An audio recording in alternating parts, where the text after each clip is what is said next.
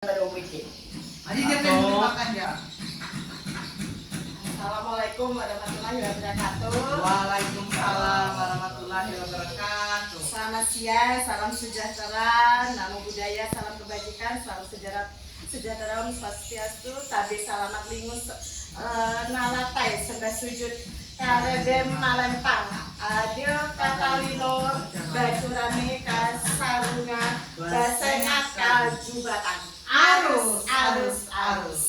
Yang saya hormati Bapak Kepala Sekolah SMP 1 Satap Kahayan Kuala beserta Dewan Guru yang saya sayangi.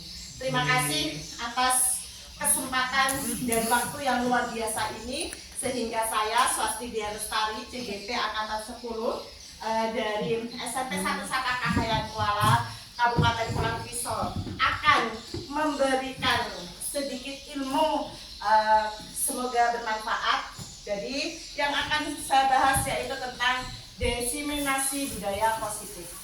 Kalau Bapak Ibu cermati, pasti pernah mendengar budaya positif. Nah, coba siapa yang ingin mendeskripsikan apa sih budaya positif yang Bapak Ibu ketahui? Bapak Ibu Masuk tepat waktu. Masuk tepat waktu, boleh. Apalagi? Berpakaian rapi. Berpakaian rapi, bagus. Ada lagi? Bertanggung jawab. Bertanggung jawab. Jadi itu adalah salah satu contoh ya, beberapa contoh yang sudah Bapak Ibu terapkan di sekolah tentang budaya positif. Nah, untuk meyakinkan dan menguatkan Bapak Ibu tentang budaya positif ini, akan saya beberapa materi yang akan saya sampaikan. Yang pertama yaitu tentang teori kontrol, kemudian teori motivasi, 5 posisi kontrol guru, segitiga restitusi, dan 5 kebutuhan dasar manusia. Jadi inilah ilmu-ilmu yang akan menciptakan budaya positif yang nantinya akan disepakati oleh seluruh warga sekolah, akhirnya menjadi satu kesatuan keyakinan yang akan dilaksanakan seikhlas-ikhlasnya dari dalam diri, supaya apa? Supaya keyakinan-keyakinan yang kita buat dapat terlaksana dengan baik. Jadi kalau kita sebagai guru refleksi sebentar, apakah Bapak Ibu sudah menggunakan cara-cara positif untuk memberikan peringatan kepada anak didik kita? Tidak. Jadi pasti Bapak Ibu pasti ada yang namanya hukuman. Jadi tidak terlepas dari itu semua. Saya pun juga melakukan, ya. Jadi kita juga melakukan hukuman-hukuman yang kadang membuat anak-anak takut seperti itu. Kira-kira seperti apa hukuman yang pernah Bapak Ibu berikan kepada siswa?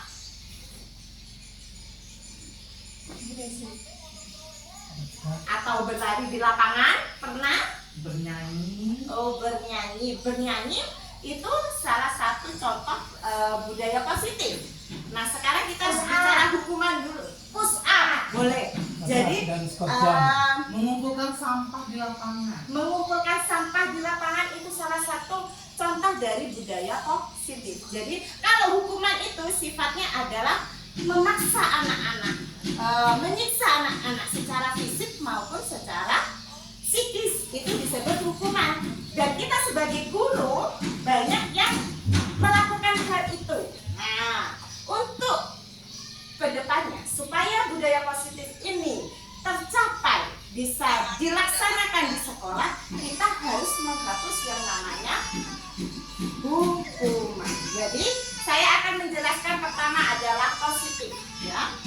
Jadi kata positif ini selalu dihubungkan dengan hal-hal yang bersifat memaksa dan menuntut seseorang untuk melakukan suatu tindakan yang baik, tetapi masih belum berasal dari diri sendiri seperti itu.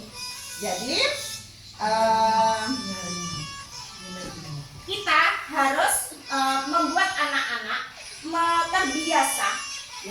terbiasa melakukan budaya positif ini dengan belajar tentang teori motivasi. Teori motivasi ini adalah mendorong murid untuk menghindari hukuman. Jadi mereka melaksanakan kegiatan budaya positif untuk menghindari hukuman. Jadi tidak berasal dari diri sendiri. Aku takut mau terlambat sekolah karena aku takut dimarahi oleh bapak kepala sekolah. Berarti belum sadar. Nah, kemudian mendapatkan hadiah. Saya mau belajar supaya aku dapat coklat dari ibu seperti itu. Kemudian untuk menghargai diri sendiri. Nah, ini yang harus dikembangkan. Kalau sudah sadar, insya Allah apapun yang akan dilakukan akan menghasilkan hal yang baik, hal yang positif seperti itu. Kemudian model berpikir. Model berpikir anak-anak sekarang adalah masih instan ya, ingin menang-menangan, kemudian ingin disanjung, kemudian ingin dapat reward, sehingga kontrol dirinya masih belum terpenuhi. Nah, makanya di sini kita akan belajar tentang posisi kontrol seorang guru. Jadi guru itu mempunyai 5 posisi kontrol. Yang pertama adalah penghukum. Seperti tadi, kenapa kamu marah? Kenapa kamu marah di kelas? Ternyata setelah diselidiki, anak ini kurang tidur, kurang istirahat karena begadang. Tapi karena saya sebagai penghukum, saya meninggikan suara saya karena saya ingin memberitahu anak tersebut agar dia bisa mengakui kesalahan. Itu sebagai penghukum, biasanya nadanya tinggi. Nah, itu posisi guru seperti itu ya.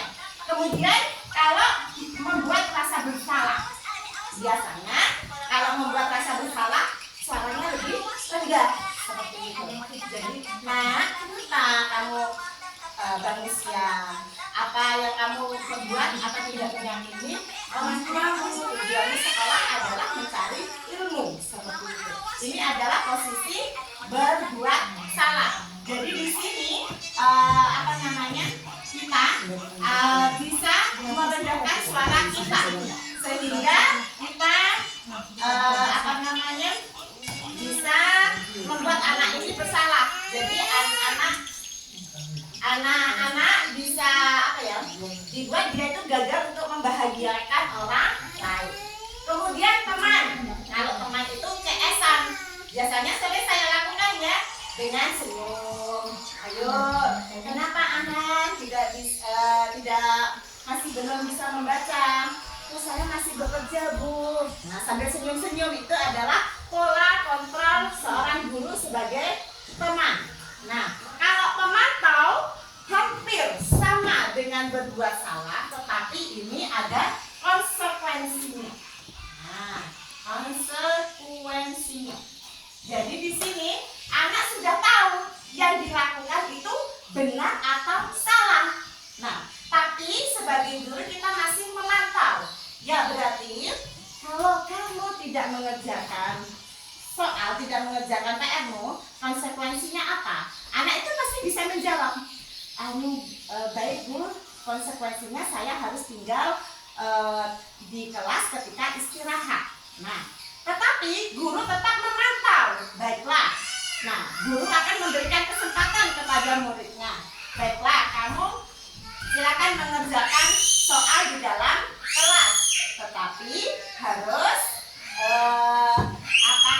selesai. Dan setelah selesai,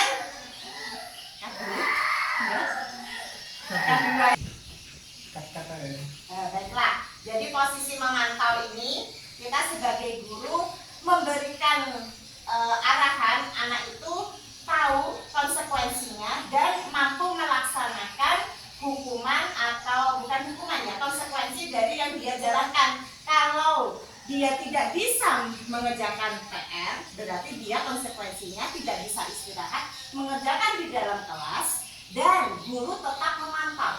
Ini adalah sebagai pemantau. Nah, sedangkan kesempurnaan seorang guru ini adalah sebagai posisi manajer. Di sini sebagai posisi manajer, kita sebagai guru menganalisis bagaimana kita memecahkan masalah-masalah yang dihadapi oleh murid dengan berbicara face to face dari hati ke hati. Anak dipanggil ke kantor, kenapa kamu melakukan itu? Kemudian diajak ngobrol, solusinya seperti apa, akar permasalahannya seperti apa, dan apa yang dijadikan setelah permasalahan itu ada solusinya. Ini adalah manajer. Jadi diharapkan dengan adanya posisi kontrol guru sebagai manajer, kita bisa menciptakan budaya positif yang ada di sekolah kita. Jadi kita bukan menghadapi anak dengan kekerasan, tetapi dengan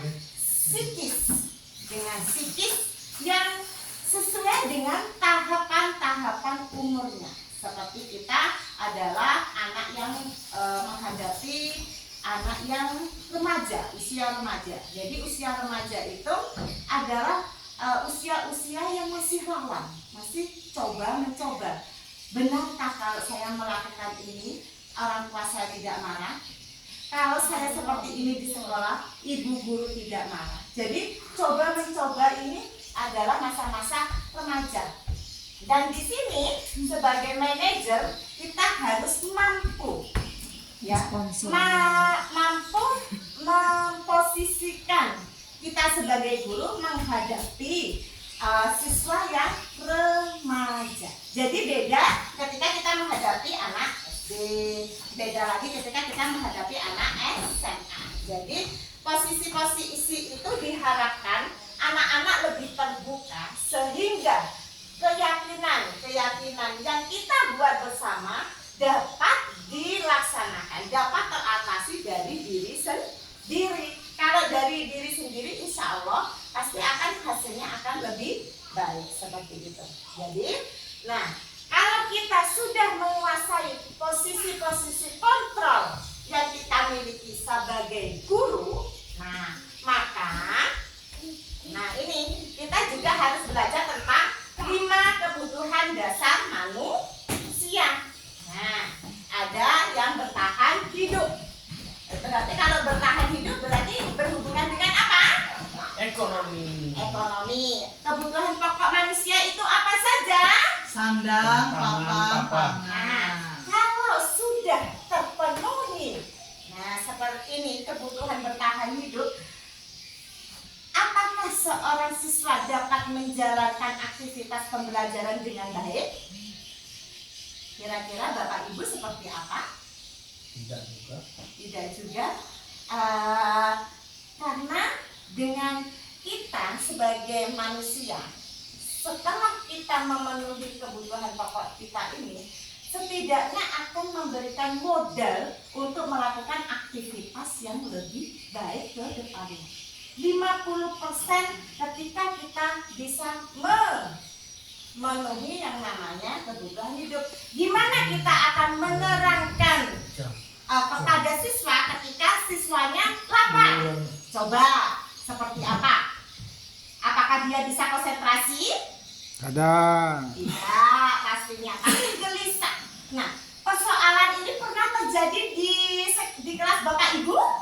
Sering. Kira-kira faktornya karena apa? Bergadang. Bergadang. Berarti bukan karena orang tuanya yang tidak mampu membeli beras, tetapi memang karena anaknya yang tidak mau sarapan. Ya, ketika kita memposisikan ketika kita lapar, kita juga akan mengalami sulit konsentrasi ya. Kita mengerjakan segala sesuatu. Ini kebutuhan. Kemudian penguasaan. Jadi anak ini perlu yang namanya suatu kedudukan atau kekuasaan ketika dia melakukan melakukan perbuatan. Jadi ada yang saya adalah anak seorang guru, biar aja saya membuli teman-teman saya. Ini adalah contoh adalah penguasaan. Kebutuhan anak yang ingin dia itu mempunyai daerah kekuasaan. Seperti itu. Ini adalah sifat manusiawi. Kemudian kasih sayang dan rasa diterima. Di sini ya. Jadi kalau kasih sayang dari orang tua terpenuhi, contohnya anak yang broken home, pasti dia akan berulah di dalam kelas. Padahal ketika kita telusuri, pasti dia kekurangan kasih sayang, kekurangan cinta kasih. Jadi berulang ngoceh aja. Coba Bapak Ibu telusuri. Coba Bapak Ibu bicara dari hati ke hati. Pasti mereka akan ini kekurangan yang namanya kasih sayang. Nah, seperti itu ya. Jadi ada contoh anak yang malas ke sekolah.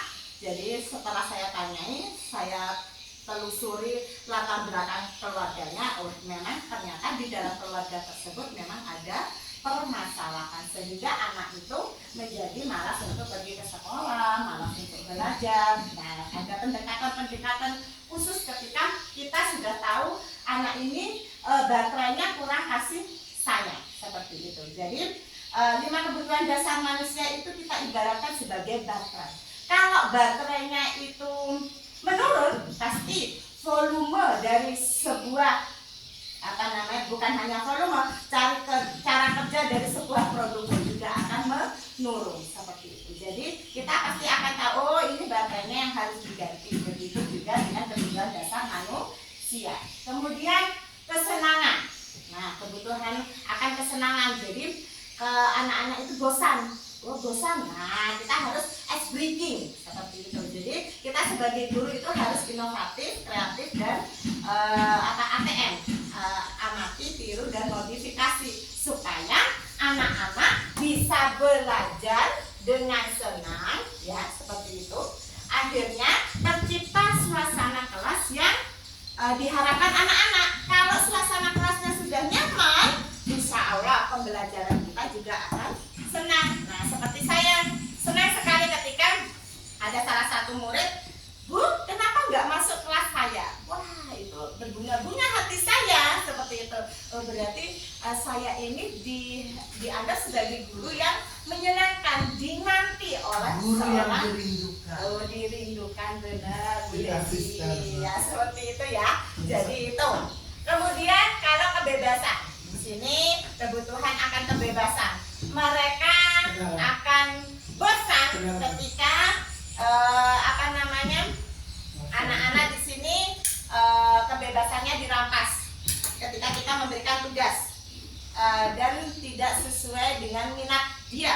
Jadi akhirnya dia merasa kebebasannya terenggut. Misalkan puasaan ya, disuruh harus tadarus, selain berpuasa kemudian harus tarawih. Padahal ketika kita sudah kenyang, sudah habis berbuka, akan malas rasanya. Jadi kebebasan mereka itu akan terenggut di sini. Jadi baterai mana yang harus kita ganti supaya permasalahan yang ada dengan siswa kita dapat teratasi. Ketika sudah teratasi, insya Allah kita dapat menciptakan suatu keyakinan, suatu budaya positif yang nantinya antara kita, guru, semua warga di sekolah itu dapat melaksanakannya dengan baik. Nah, ini adalah kita sekarang akan membahas tentang segitiga restitusi. Yuk coba Bapak Ibu, sebelum saya lanjutkan, saya briefing sebentar lah. Nah, biar nggak tegang, kayaknya mengantuk semua ini ya. Jadi kalau saya bilang ular itu panjang, cacing itu kecil, gajah itu besar, semut itu kecil, bisa ya? Ya coba semuanya mempraktekkan. Ya, gajah Besar. cacing Kecil. Mana Pak Wistono gerakannya? Yo, biar senang. Oke, semut Kecil. ular Panjang. gajah Besar. semut gajah. Terima kasih teman-teman semuanya. Baiklah, dari ini ya kita akan belajar segitiga restitusi. Jadi segitiga restitusi ini Bapak Ibu adalah suatu pemecahan masalah. Kita belajar tentang psikis seseorang, ya. Dengan belajar, dengan pendekatan, dengan menggunakan segitiga restitusi ini, diharapkan kita tidak ada yang namanya lagi menghukum. Jadi kita akan menemukan win-win solution, ya, tanpa ada kekerasan baik fisik maupun psikis kepada anak. Jadi akhirnya anak itu tidak takut untuk pergi ke sekolah, ya, merasa senang dan nyaman pergi ke sekolah. Jadi seperti itu harapannya. Jadi prakteknya seperti apa? Nah, seperti ini contohnya ya. Jadi ada beberapa ciri khas ketika sebetulnya Bapak Ibu ini sudah melakukan, tapi mungkin hanya beberapa saja, atau entah yang menstabilkan identitas, atau memvalidasi kebutuhan, atau menanyakan keyakinan. Jadi seperti itu. Jadi sekarang saya akan menjelaskan bagaimana praktek tentang segitiga restitusi.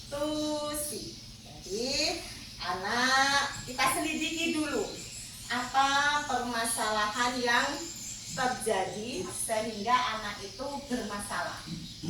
Jadi segitiga restitusi itu seperti ini ya. Jadi lihatkan ya Bapak Ibu, atau silakan nanti saya sudah bagi di HP ya tadi. Jadi di sini ada 3 sisi yang diharapkan nanti kita bisa menyelesaikan masalah dan bisa melaksanakan keyakinan yang sudah kita buat bersama. Jadi biasanya seperti ini, kalau murid kita ada masalah, ditanya dulu, ditaruh di suatu tempat yang setidaknya anak itu tidak merasa tersakiti, tidak merasa kita sudutkan. Jadi suasananya harus santai, harus hening, setidaknya tidak jauh dari teman-temannya yang ingin mendengar atau kepo, yang akhirnya itu menjadi sebuah hibahan atau akhirnya berujung bullying ya atas permasalahan yang dihadapi seorang anak. Jadi ketika menstabilkan identitas anak itu, kita panggil, kemudian biarkan dia menceritakan seluruh perasaannya. Jadi biarkan dia bercerita walaupun dengan nada yang tinggi, kita biarkan mengalir dulu, dia bercerita apa yang dia rasakan ya. Jadi pasti kita sebagai guru pernah merasakan bagaimana ketika kita bermasalah, kita juga harus mengungkapkan perasaan kita agar kita itu mampu menyelesaikan masalah-masalah yang ada di dalam diri kita. Apalagi antara pemecahan masalah antara otak laki-laki dan otak perempuan itu berbeda ya. Kalau seorang laki-laki, diamnya seorang laki-laki adalah itu cara mereka untuk menyelesaikan masalah, berbeda dengan perempuan. Kalau kita mempunyai anak perempuan, biarlah dia mengeluarkan kata-kata. Anak perempuan, seorang ibu, saya ya, itu harus mengeluarkan lebih dari 20.000 kata per hari. Dari dia mengeluarkan kata-kata itu, dia sudah tahu solusinya. Itu adalah perempuan, berbeda dengan laki-laki. Nah, menurut Aisyah Dahlan, seorang psikolog ya, kebetulan saya belajar karena saya memiliki seorang anak laki-laki yang sudah hampir menginjak dewasa. Jadi ada beberapa hal yang saya harus pelajari supaya komunikasi saya dengan anak saya dapat berjalan dengan baik. Diamnya anak laki-laki itu cara dia menyelesaikan masalah. Jadi ketika anak saya itu ada masalah, ketika dia masih diam, saya biarkan.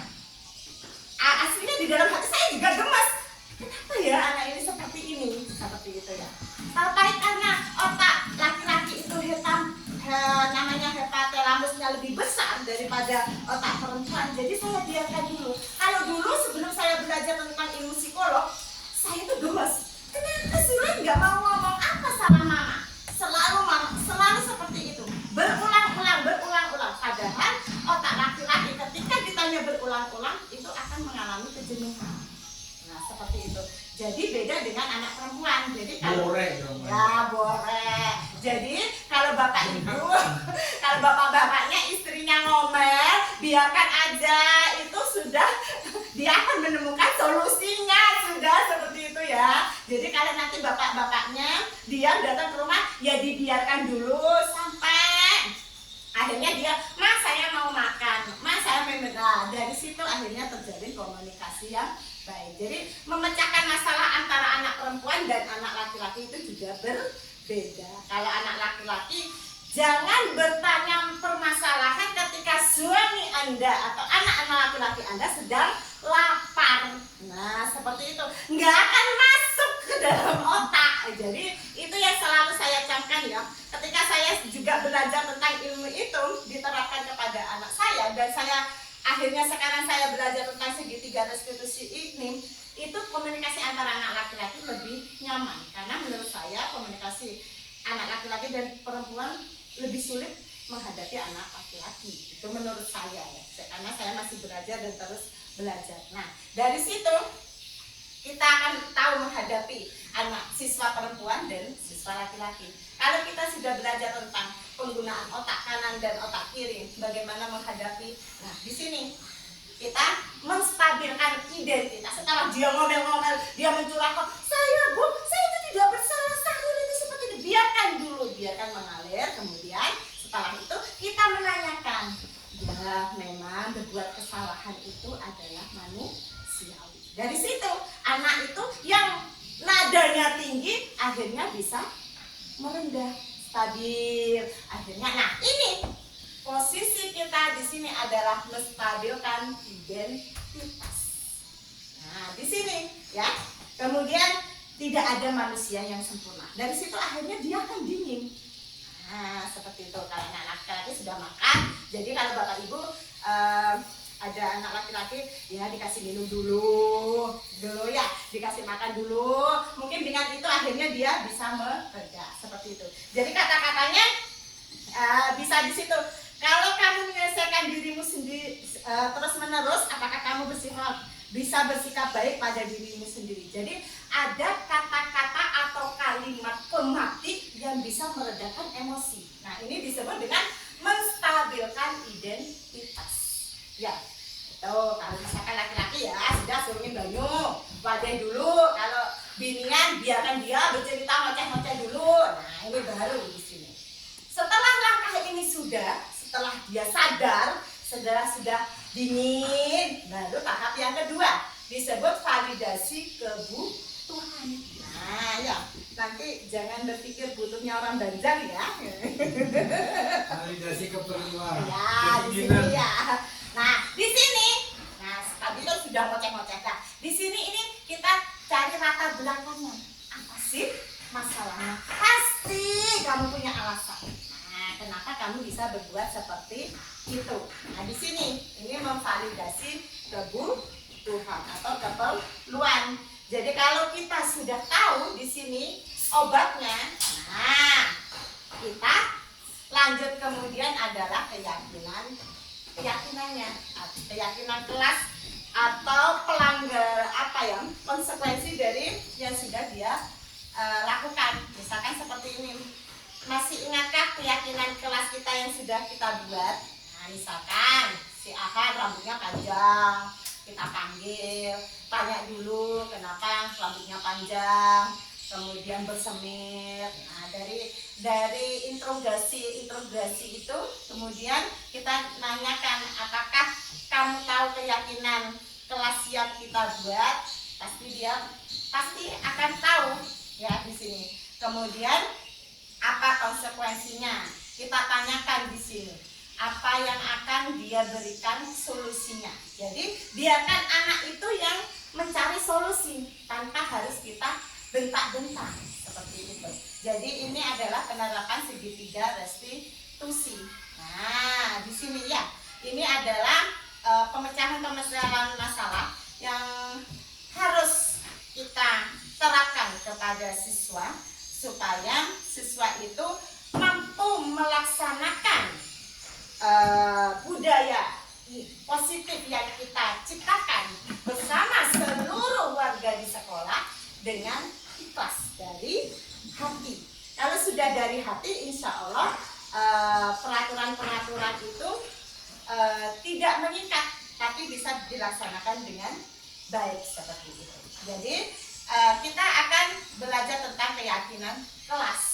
Kalau kita sudah tahu permasalahan-permasalahan diatasi, bagaimana pendekatan yang dilakukan kepada siswa, nah kita akan membuat suatu keyakinan kelas. Keyakinan kelas. Nah, keyakinan kelas seperti apa yang akan kita buat? Jadi anak-anak akan, jadi sesi kedua ini adalah suatu proses membuat keyakinan kelas yang akan menggiring anak untuk melakukan budaya positif yang akhirnya anak ini akan mempunyai karakter yang kuat sebagai generasi harapan bangsa. Jadi keyakinan kelas ini setelah saya terapkan seperti ini ya, saya berbagi praktik baik. Jadi anak-anak di dalam kelas saya kumpulkan, kemudian saya tanyakan keyakinan seperti apa atau keinginan seperti apa yang kamu harapkan dari kelas ini supaya kamu dapat belajar dengan nyaman, dengan asik, dengan heboh, dengan semangat. Akhirnya pembelajaran itu dapat dilaksanakan dengan baik dan lebih bermakna. Jadi di sini ya. Kemudian anak-anak pasti akan menuliskan apa yang ingin mereka sampaikan atau mereka inginkan. Boleh kita membagikan post-it ini, kemudian anak-anak silakan untuk menempel seperti kita kemarin praktek tentang pembuatan visi dan misi ya. Kemudian anak-anak silakan menempel semuanya. Kemudian dari keinginan-keinginan mereka ini kita kelompokkan. Nah, coba saya tanya, masih ingat ada berapa profil pelajar Pancasila? Siapa yang ingat? Bapak Ibu, ada berapa? Ada 6, boleh disebutkan? Ya, Beriman dan bertakwa Ya. kepada Tuhan yang Maha Esa serta bagus. berakhlak mulia. Lanjut. Apalagi? Bergotong royong. Bergotong royong. Lanjut. Kreatif Bernalar terus. kritis. Oke. Berkebinekaan global. Oh, baiklah. Mandiri. Satu lagi, mandiri. Jadi, 6 unsur-unsur yang ada di profil pelajar Pancasila ditambah dengan filosofi Ki Hajar Dewantoro, mari kita ciptakan budaya positif di sekolah kita. Nah, dari situ, dari mandiri anak-anak ya, mandiri, kemudian tanggung jawab, menjaga kebersihan, kemudian bernalar kritis, kemudian ada lagi di sini berani berpendapat ya, berani berpendapat. Nah, dari berpendapat dari tulisan-tulisan ini ya, dari curhatan-curhatan mereka ini akhirnya kita akan membuat yang namanya keyakinan kelas, kesepakatan kelas yang nantinya ini akan kita laksanakan secara bersama-sama tanpa adanya paksaan di dalam diri seperti itu ya. Jadi nanti Bapak Ibu boleh dipraktekkan ya, yang wali kelas, kemudian misalkan tidak hanya wali kelas saja, Bapak Ibu di setiap pembelajaran juga diperbolehkan membuat kesepakatan seperti saya. Silakan membawa HP, silakan menggunakan HP. Ketika itu Ibu berikan izin untuk menggunakan yang berhubungan dengan pembelajaran. Atau kalau saya ketika jam agak siang ya, saya perbolehkan anak-anak untuk minum karena memang cuacanya di sini panas. Jadi kesepakatan itu tidak hanya kesepakatan kelas saja, keyakinan kelas saja yang harus ditaati antara Bapak Ibu secara pribadi juga boleh, supaya apa? Pembelajaran itu lebih solid. Jadi anak-anak, keperluan anak-anak tentang apa ya, kelas yang membuat mereka aman dan nyaman itu bisa terpenuhi seperti itu. Jadi kalau saya memang kalau jam siang saya perbolehkan, karena menurut saya di Kalimantan ini cuacanya agak panas ya. Jadi silakan, karena minum air putih itu juga bermanfaat bagi tubuh kita. Jadi kita lebih baik memberikan apa ya, suasana kelas yang sesuai dengan keperluan anak-anak juga gurunya, sehingga sama-sama antara dua sisi dapat berkomunikasi baik, take and give. Jadi saling memberi dan menerima. Suara. Seperti itu ya. Jadi kesepakatan ini ya sudah selesai. Kita nanti buat poster yang besar. Saya sudah lihat di kelas 8 ya, kelas 9, kelas 7 sudah ada keyakinan itu dibuat. Boleh anak-anak membuat seperti ini, atau dibentuk dalam poster, atau dibuat dengan tulisan, atau ada yang pintar menggambar, kan boleh nanti ditambahin apa menurut mereka. Jadi buatlah keyakinan kelas itu menjadi suatu keyakinan yang akan dilaksanakan bersama-sama ya, tanpa adanya suatu paksaan di sini. Jadi akhirnya budaya positif tidak hanya murid saja, tapi kesepakatan itu juga bisa dijalankan di dalam kantor atau kita sebagai sesama guru. Jadi kesepakatannya apa? Ya, keyakinannya apa? Jadi unek-uneknya boleh dibicarakan sama dengan Bapak Kepala Sekolah ya, seperti itu ya. Jadi sama-sama enak seperti itu. Jadi tidak ada dusta di antara kita. Nah, seperti itu ya. Jadi pasti orang itu mempunyai permasalahan sendiri-sendiri ya dalam melaksanakan suatu kegiatan. Nah, jadi agar kegiatannya pembelajaran kita dapat berjalan dengan baik, maka lebih baik kita akan membuat keyakinan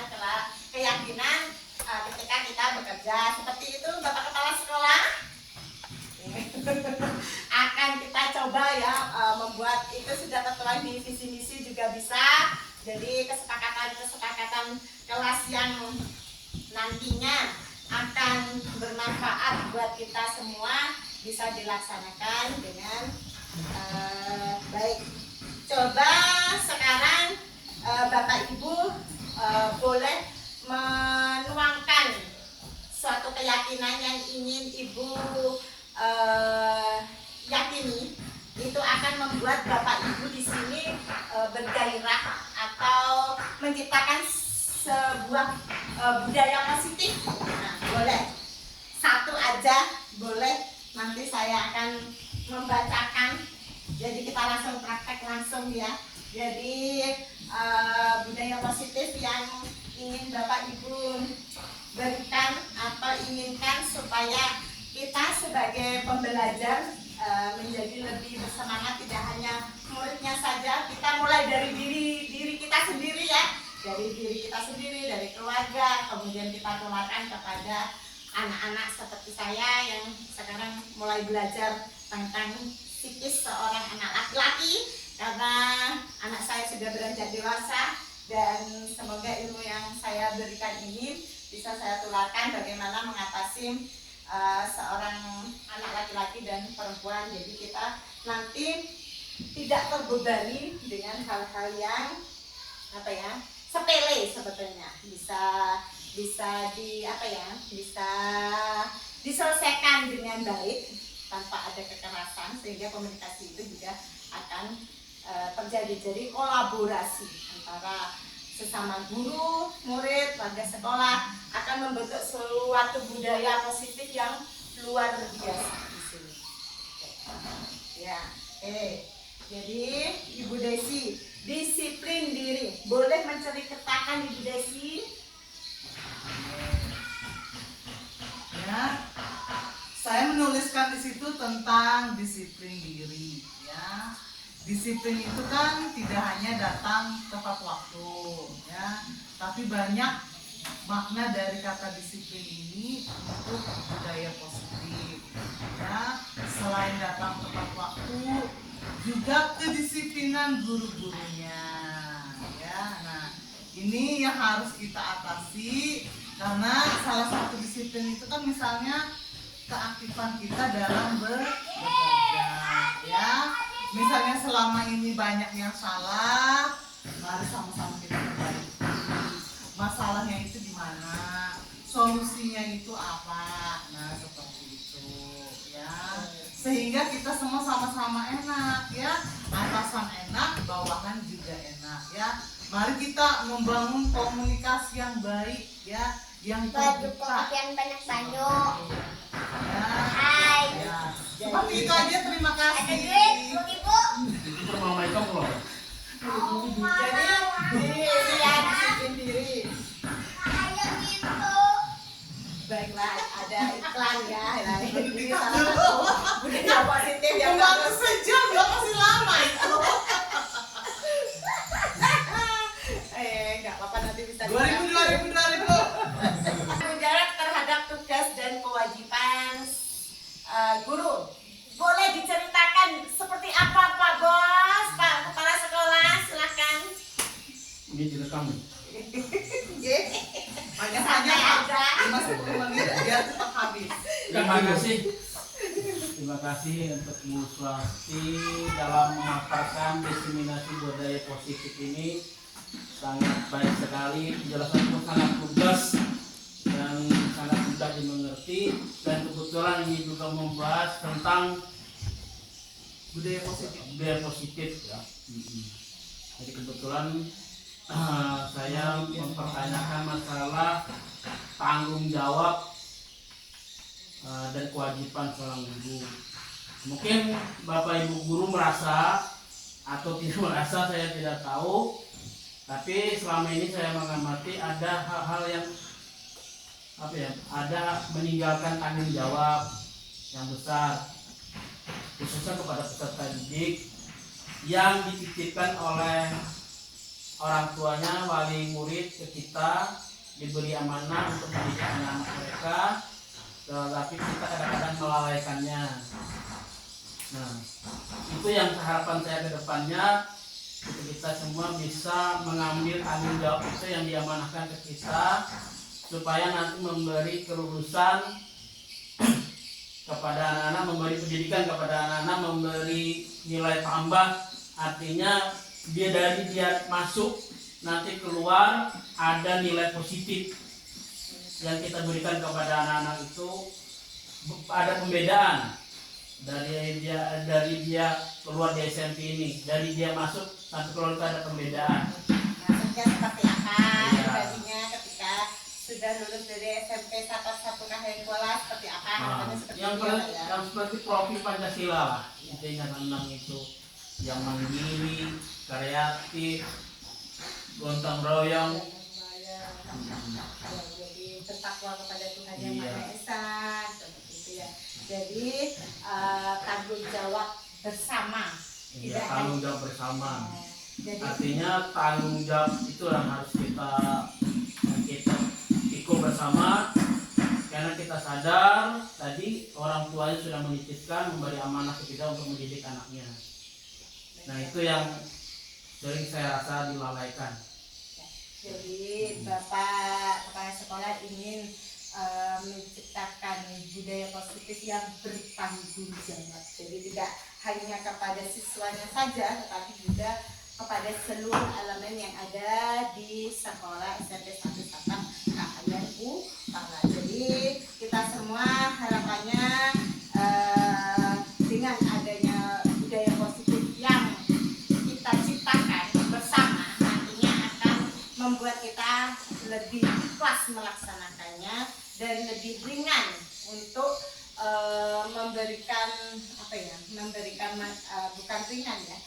memberikan suatu harapan yang luar biasa kepada siswa, sehingga cita-cita yang kita idam-idamkan untuk mewujudkan siswa siswi generasi harapan penerus bangsa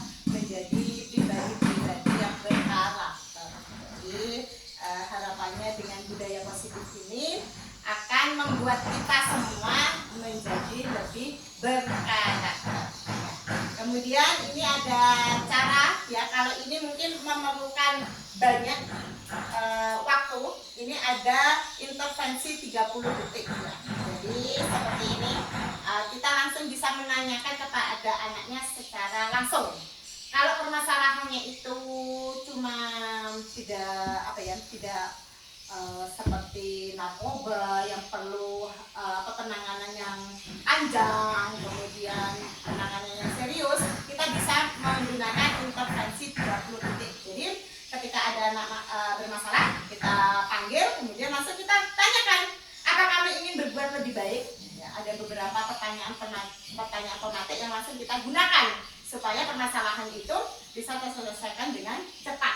Itu ketika kita menghadapi siswa-siswa yang takarannya, ukuran permasalahannya itu tidak besar, tidak rumit ya. Tapi kalau ini berhubungan masalah serius, kita bisa menggunakan segitiga restitusi ini dalam menghadapi permasalahan siswa. Jadi ada beberapa kalimat yang bisa digunakan dengan cepat ya, intervensi 30 detik.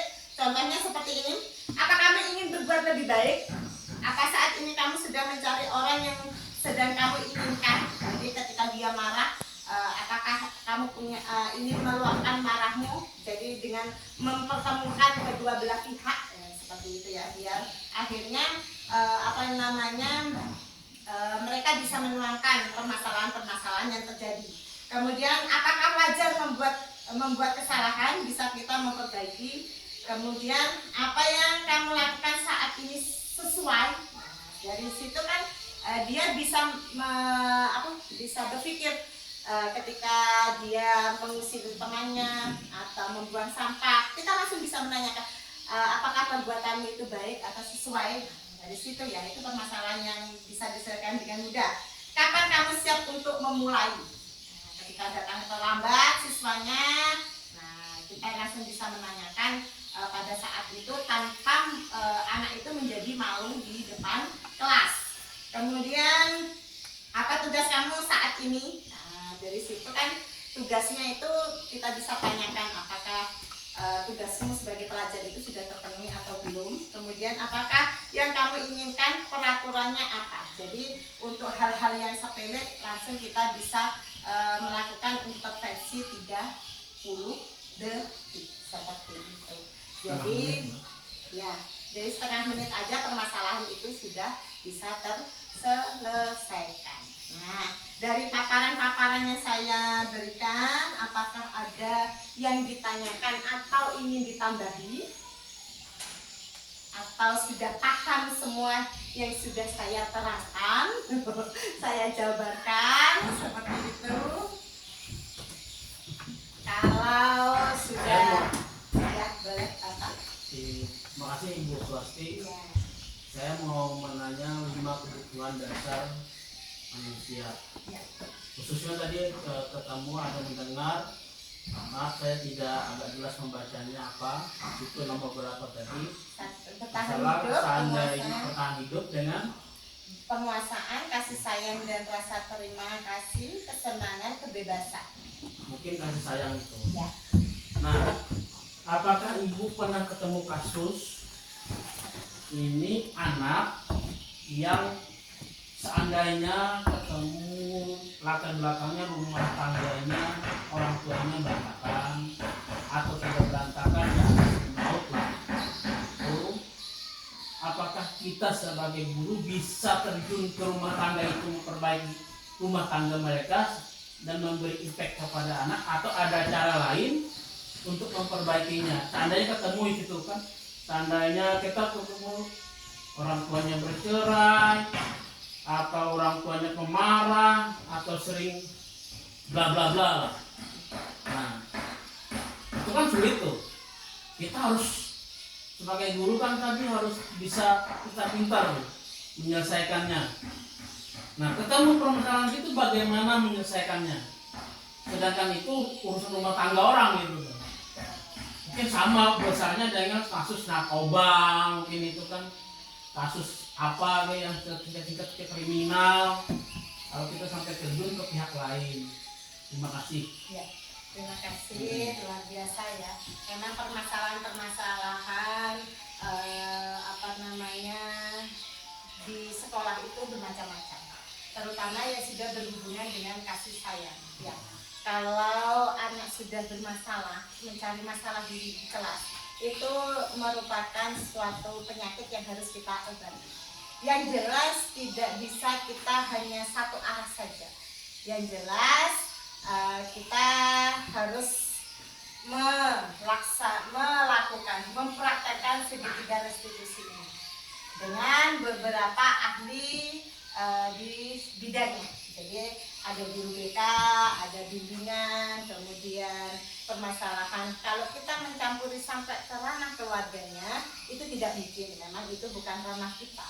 Tetapi setidaknya sebagai guru kita membimbing. Dengan kita melaksanakan atau mempraktekkan segitiga restitusi ini, dari menstabilkan identitas, memvalidasi kebutuhan, menanyakan keyakinan, setidaknya kita tahu anak ini maunya seperti apa dan keinginan yang seperti apa solusinya yang ingin diinginkan anak. Nah, dari situ kita bisa nanti dipertemukan dengan orang tuanya. Nah, tapi ketika itu jalan buntu lagi, nah kita harus mencari jalannya. Ya ini yang namanya guru, tidak akan selesai tanggung jawab kita. Tidak akan 1+1 sama dengan 2. Jawabannya bisa menjadi 11, bisa menjadi berapa. Nah, itu adalah tugas seorang guru. Nah, dengan beberapa praktek yang sudah kita memposisikan sebagai 5 posisi kontrol, sebagai teman. Kalau sudah jadi penghukum, anaknya malah memberontak, membuat bersalah, anaknya seperti ini. Nah, kita coba-coba. Dari coba-coba itu akhirnya kita juga menemukan obatnya.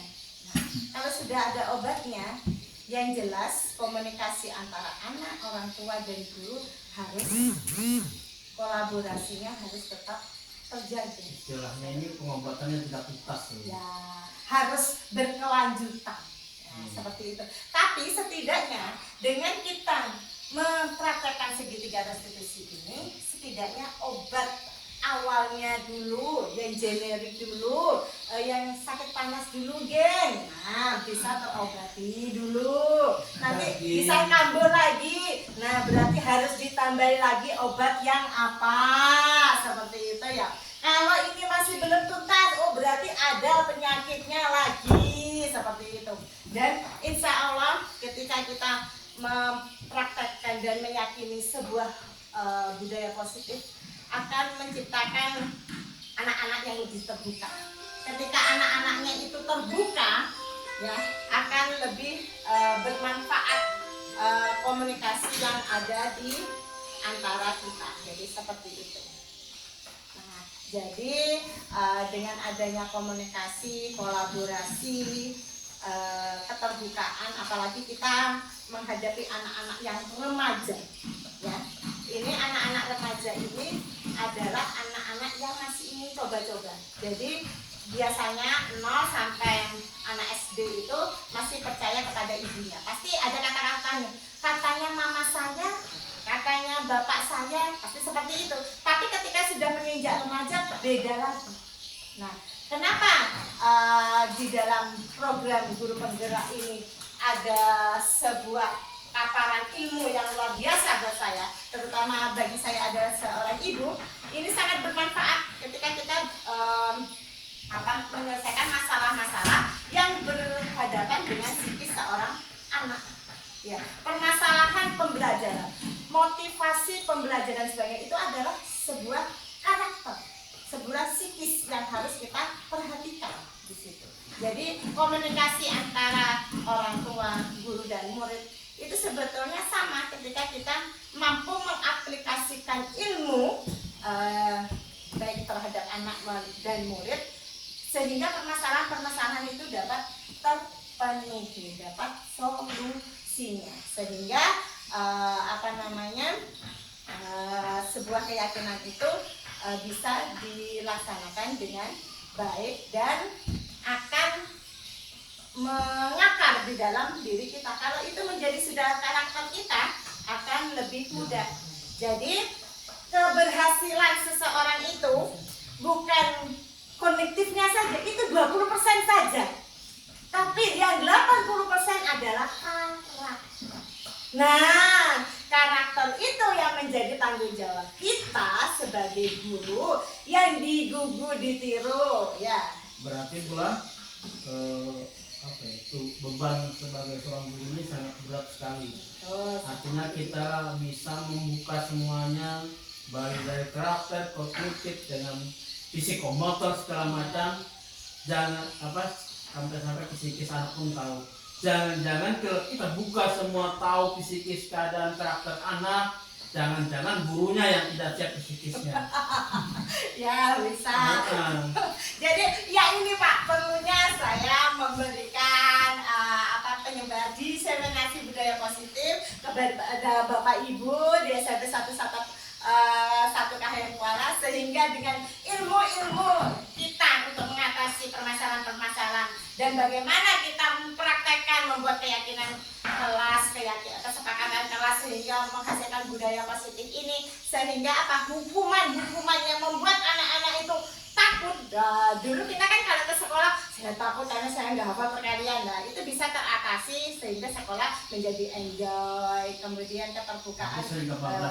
Ya, ya itu permasalahan kita ya, apalagi kita sekarang lagi berperang dengan globalisasi yang tidak enteng efeknya ya. Jadi kita juga harus menjadi guru yang inovatif dan yang jelas kita harus mempunyai karakter yang tangguh untuk diri kita sendiri sehingga kita bisa menurunkan ke anak-anak menjadi anak-anak yang tangguh dan mempunyai karakter yang luar biasa seperti itu. Jadi ini adalah suatu keyakinan yang mari kita bersama-sama mencoba. Setidaknya kita mencoba agar sekolah impian, karakter murid yang kita impikan dapat terpenuhi, dapat tercapai sesuai dengan cita-cita Ki Hajar Dewantara ya, yang merupakan bapak pendidikan yang luar biasa, yang memberikan inspirasi buat kita semua bahwa seorang siswa, seorang murid itu adalah benih ya. Kita adalah petaninya yang nantinya kita yang akan merawat, memupuk, memelihara, memanennya seperti apa ya, dalam wadah sawahnya adalah sekolah. Jadi ketika unsur sawahnya, benihnya, petaninya dapat berkolaborasi dengan baik, akan tercipta, akan memanen hasil yang luar biasa seperti itu. Demikian pemaparan saya tentang diseminasi budaya positif di SMP 1 Kahayan Kuala. Ya, sebelum saya menutup, saya ingin merefleksi ya.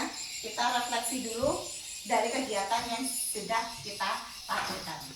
Ya, monggo yang mau merefleksi, Bapak Imas atau Bapak Litono, Ibu Desi, refleksinya bagaimana dengan 4F ya, peristiwanya bagaimana, apakah hatinya berbunga-bunga setelah saya mengajarkan budaya positif ini, kemudian pembelajaran apa yang akan didapat dari setelah memaparkan ini, dan apa sih manfaatnya untuk kedepannya. Oke, terima kasih Bu Swasti sudah memberi kesempatan kepada saya untuk merefleksi paparan Ibu pada hari ini. Pertama, tentang peristiwa hari ini, saya mengikuti pelatihan yang dipaparkan oleh Ibu Swasti tentang diseminasi budaya positif, kegiatan yang positif dan menambahkan ilmu dan pengetahuan yang sangat luar biasa hari ini, hingga membuka cakrawala wawasan saya bertambah. Terima kasih Ibu Swasti.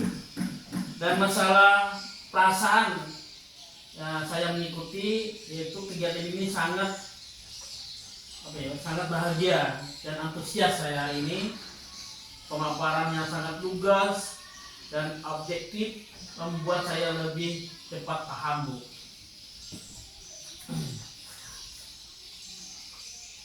Dan yang pembelajaran yang saya dapatkan dari kegiatan ini yaitu saya paham tentang budaya positif yang akan dilaksanakan di sekolah ini.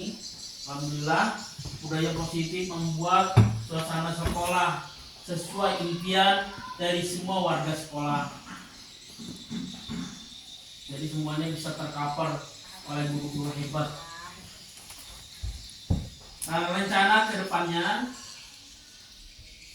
itu melaksanakan budaya positif sekolah yang ditetapkan sekolah dan merencanakan perbaikan untuk menciptakan suasana pembelajaran yang baik, nyaman, dan aman. Semoga tercapai, semoga terlaksana ke depannya. Semoga ada perubahan. Terima kasih. Amin. Ada yang mau menambahi? Ya, saya menambahkan sedikit ya. Ini sangat menarik sekali dan saya memberikan apresiasi yang baik sekali penyampaian Ibu Swasti tentang diseminasi budaya positif. Ya, tadi saya menyampaikan disiplin diri. Saran saya cuma satu, ya, melewati refleksi ini. Segitiga retribusi itu kan maksudnya untuk memperbaiki kesalahan dan supaya siswa tidak melakukannya lagi. Nah, hal sederhana misalnya memasukkan baju. Nah, saya berharap bagaimana ini menjadi disiplin yang kokoh begitu Bu ya. Hari ini kita tegur, besok dilaksanakan, besok balik lagi. Nah, ini yang harus kita refleksi. Apa tindak lanjutnya ke depan supaya tidak bolak-balik. Ya, kita menegur itu terus setiap hari. Ya Bu, itu masukan saya. Terima kasih. Ya, terima kasih atas refleksinya Ibu Desi dan Bapak Kepala Sekolah Mas Bani SPD. Semoga kegiatan yang telah saya lakukan dapat bermanfaat bagi Bapak Ibu sehingga Bapak Ibu guru di SMP Satu sehingga diseminasi budaya positif dapat dilaksanakan dengan baik di sekolah kita sehingga sekolah kita yang walaupun di tengah hutan ya jauh dari kata modern tapi kita mampu melahirkan generasi Emas muda 2045. emas 2005 ya dengan karakter yang kuat. Jadi saya akhiri presentasi saya hari ini, semoga bermanfaat. Mohon maaf apabila ada kesalahan karena kesempurnaan hanya milik Allah Subhanahu wa taala. Dan saya akhiri, wassalamualaikum warahmatullahi wabarakatuh. Selamat siang, salam bergerak dan menggerakkan.